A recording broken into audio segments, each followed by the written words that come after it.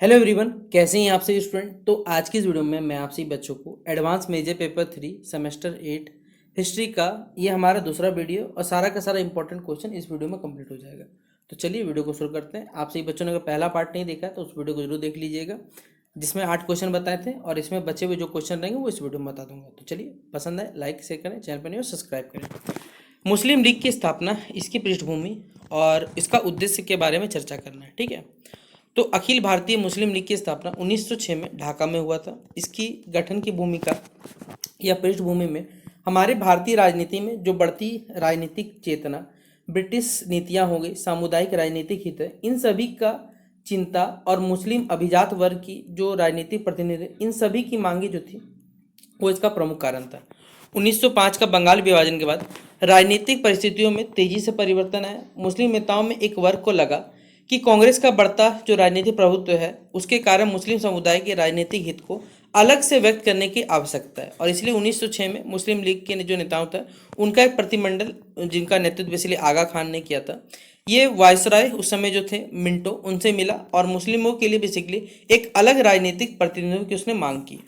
इसी राजनीतिक वातावरण में क्या होता है, दिसंबर 1906 में ढाका में मुस्लिम लीग की स्थापना हुई। इसके प्रारंभिक जो उद्देश्य थे उनमें ब्रिटिश सरकार के प्रति उसने वफादारी बनाए रखना, जो कि एज यूजुअल यहाँ पर ब्रिटिश सरकार के साथ होता ही था, उनको सपोर्ट मिलता ही था लोगों से।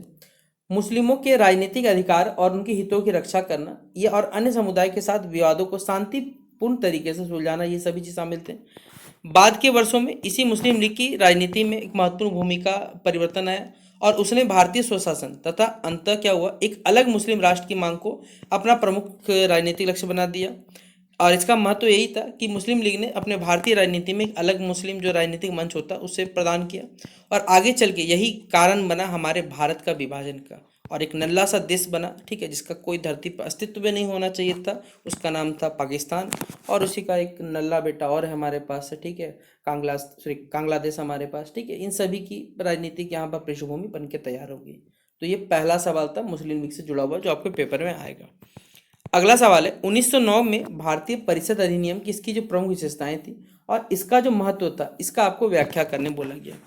तो 1909 का भारतीय परिषद अधिनियम, ठीक है, जिसे बेसिकली मॉर्ले मिंटो सुधार भी कहा जाता है, भारतीयों को विधायी संस्थाओं में अधिक प्रतिनिधित्व देने के उद्देश्य से लाया गया था। ये अधिनियम यह अधिनियम भारतीय राष्ट्रीय आंदोलन के बढ़ते जो दबाव है उसका रिजल्ट था।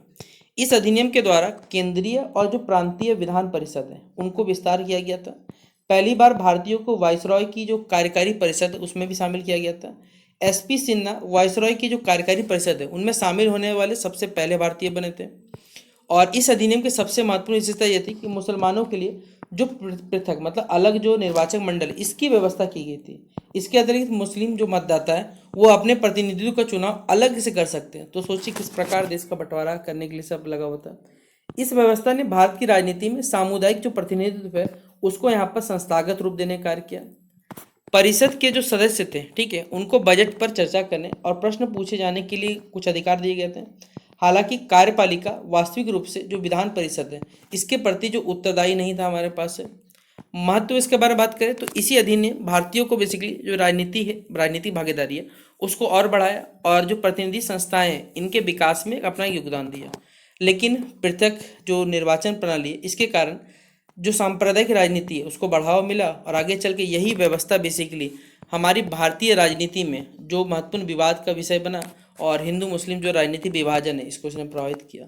तो ये हमारा दूसरा क्वेश्चन कंप्लीट होता है। अगला सवाल है, 1919 का भारत शासन अधिनियम, इसकी प्रमुख विशेषताएं, इसका वर्णन करें, और जो द्वैत शासन था इसकी व्यवस्था का आपको यहाँ वर्णन भी करना है या व्याख्या भी करना है। तो 1919 का भारत शासन अधिनियम, जिसे मॉन्टेग्यू चैम्सफोर्ड सुधार बेसिस था बेसिकली हमारे पास है, इसका उद्देश्य यही था कि भारत में धीरे धीरे जो उत्तरदायी शासन है उसकी स्थापना में या दिशा में आगे बढ़ना है। और इसी अधिनियम ने भारत में जो प्रांतों में एक नई जो प्रशासनिक व्यवस्था है उसे लागू किया गया, जिसे द्वैत शासन या डायरेची के नाम से जाना जाता है। ठीक है, द्वैत शासन के अंतर्गत जो प्रांतीय विषय इसको दो भागों में बांटा गया, एक होता आरक्षित वर्ग और एक होता हस्तांतरित वर्ग विषय। ठीक है, इसमें पुलिस, न्याय और राजस्व जैसे महत्वपूर्ण जो विषय ये गवर्नर तथा उसके अधिकारियों के नियंत्रण में रखा गया था या आरक्षित कर दिया गया था। वहीं पर शिक्षा, स्वास्थ्य, स्थानीय स्वशासन, ये सभी के सभी हमारे भारतीय मंत्रियों को प्रदान किए गए थे।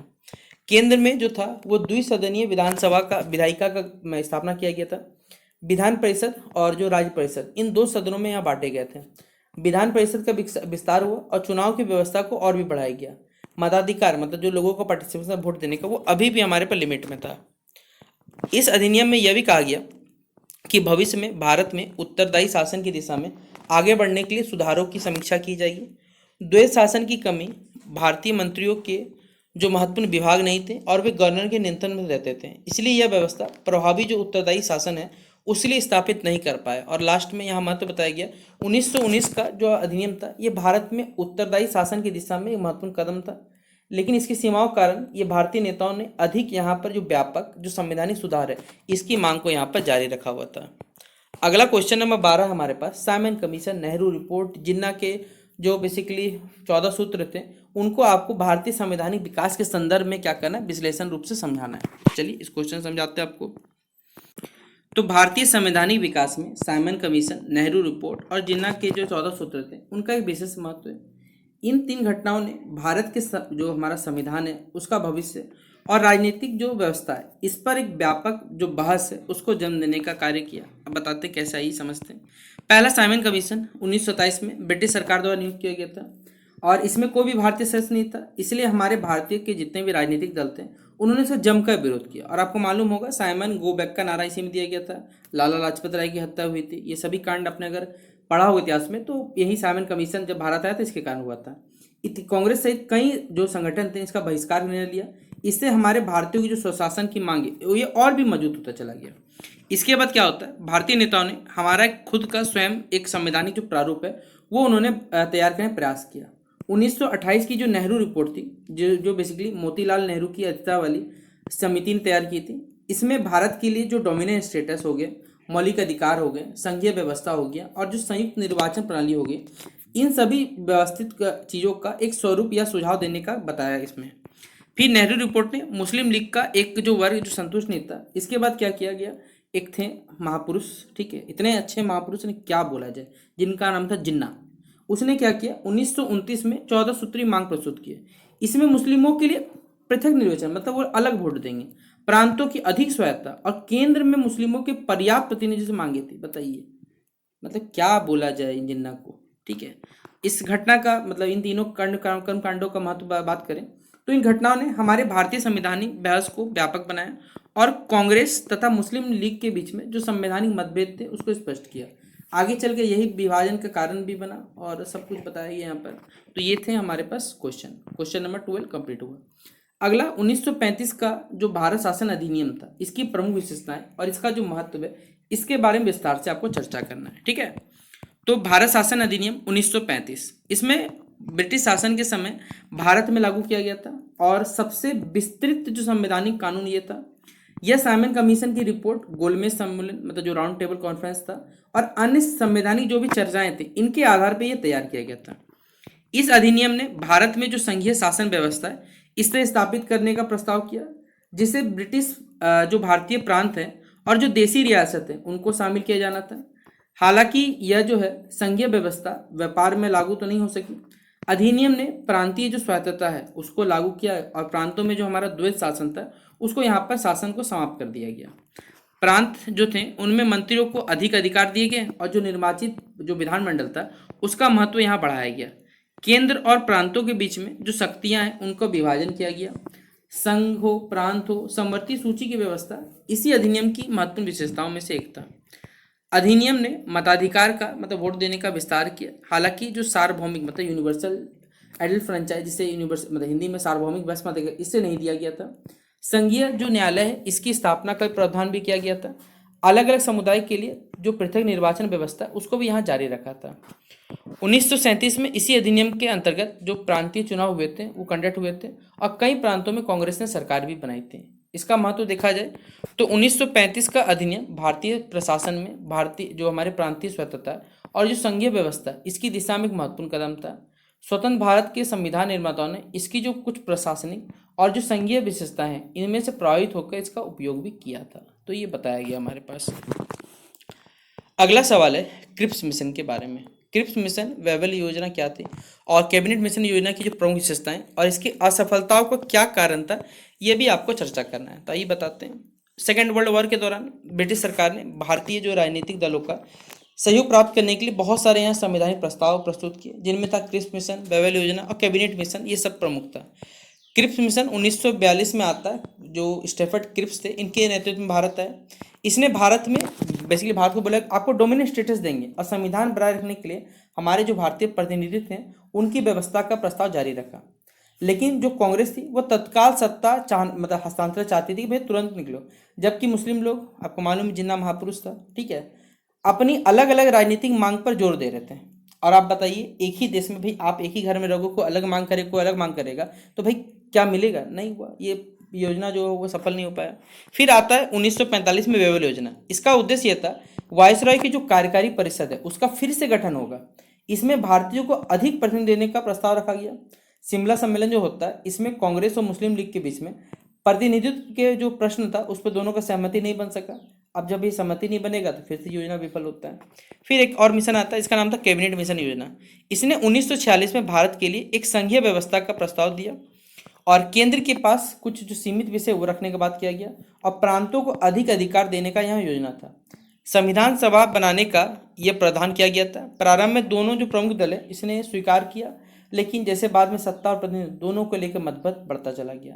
अब ये सभी योजनाओं की असफलता स्पष्ट था कि ब्रिटिश शासन में अंत और जो भारत का विभाजन था, इन सभी चीज़ों का प्रश्न था, अब वो टालना कठिन हो चला था हमारे पास। ठीक है, अब हमारा लास्ट क्वेश्चन है आज के इस वीडियो का और आपके सिलेबस से जो सवाल आएगा कि माउंटबेटन योजना, भारतीय स्वतंत्रता अधिनियम 1947, साथ ही साथ संविधान सभा के जो गठन से भारतीय संविधान के निर्माण तक की जो प्रक्रिया, इसका आपको वर्णन करने बोला गया है। ठीक है, तो 1947 तक ब्रिटिश सरकार ये समझ चुकी थी कि भारत पे अब जो शासन है वो नहीं रह सकता।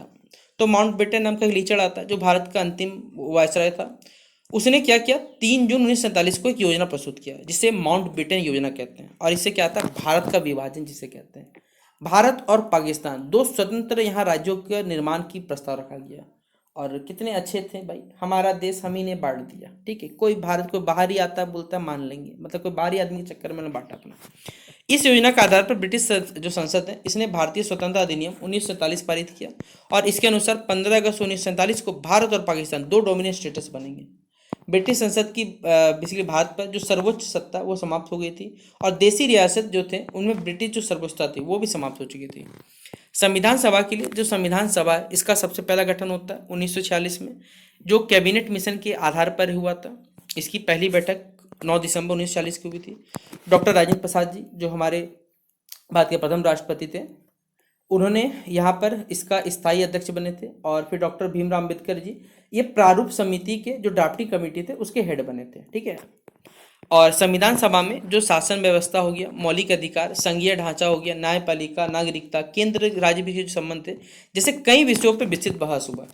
अनेक समितियों ने अपनी जो रिपोर्ट है वो प्रस्तुत की। लंबे विचार विमर्श के बाद संविधान को 26 नवंबर 1949 को अपनाया गया। और आपको मालूम है इसे लागू करते करते हमें 26 जनवरी 1950 लग गया और इसी दिन को हम लोग बेसिकली अपने गणतंत्र दिवस या रिपब्लिक डे के रूप में सेलिब्रेट भी करते हैं। इस प्रकार स्वतंत्रता, विभाजन और जो संविधान निर्माण है इसकी प्रक्रिया ने हमारे आधुनिक जो भारतीय गणराज्य है उसकी नींव रखने का इसने कार्य किया हमारे पास। ठीक है, तो ये था आप सभी का पूरा 15 क्वेश्चन कंप्लीट हो गया हमारे चैनल के थ्रू आपको बताया हुआ, जो आपके पेपर में पूछा जाएगा। अब आप सभी बच्चों के लिए मेरे पास एक कमेंट बताइएगा आप लोग, आपका माइनर पेपर क्या है, डिसिप्लिन है, वोकेशनल है, भाई आप लोग बताइएगा। उस हिसाब से देखिए मैं काम कर पाऊंगा, इसलिए आपके विचार हमारे लिए बहुत मैटर करते हैं। आप हमें बताएं आपका डिसिप्लिन था, वोकेशनल था, उस हिसाब से आपको जो भी चीज़ हो पाएगा हम लोग आपको प्रोवाइड कर देंगे। ठीक है, तो शेयर करें इस वीडियो को अपने दोस्तों के साथ। मिलते हैं नेक्स्ट वीडियो पे, तब तक के लिए जय हिंद और जय भारत।